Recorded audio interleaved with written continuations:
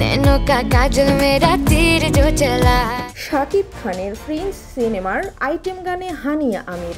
হ্যাঁ দর্শক, আপনি ঠিকই শুনছেন। ঢালিউডের সুপারস্টার শাকিব খানের নতুন সিনেমা প্রিন্স এখন থেকেই দর্শকদের মধ্যে তুমুল আলোচনা সৃষ্টি করেছে।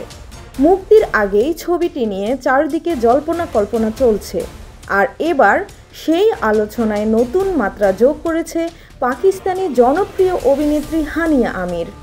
শোনা যাচ্ছে প্রিন্স সিনেমার একটি বিশেষ আইটেম গানেই থাকছেন হানিয়া আমির। পাকিস্তান আর বাংলাদেশের দুই তারকার এই কোলাবোরেশন নিয়ে সোশ্যাল মিডিয়ায় ইতিমধ্যেই উত্তেজনা ছড়িয়ে পড়েছে। ভক্তরা বলছেন, এমন একটি জুটি ঢালিউডে আগে কখনো দেখা যায়নি। সিনেমার প্রযোজনা টিমও নিশ্চিত করেছে এই গানটিকে করা হচ্ছে আন্তর্জাতিক মানের। বলিউড টলিউড স্টাইলের কোরিওগ্রাফি আর জমকালো সেটে চিত্রায়িত হবে গানটি, আর তাতেই দর্শকরা পাচ্ছেন চমক।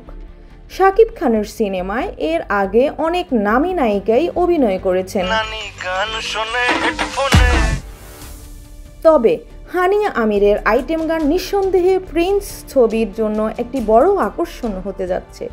আপনারা কি মনে করেন, হানিয়া আমিরের সঙ্গে শাকিব খানের এই কোলাবোরেশন কেমন হবে? কমেন্টে আপনার মতামত জানাতে ভুলবেন না।